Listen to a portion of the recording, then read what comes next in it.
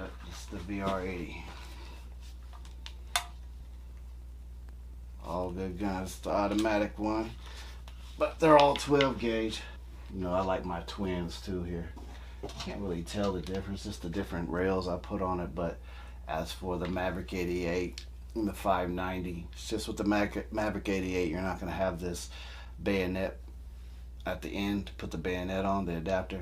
But pretty much the same kind of guns. But yeah, these are my twins. So for home defense, all these guns are good. All 12 gauge, all shotguns, all good. And this KF7, this was pretty much the most expensive because of all the add-ons.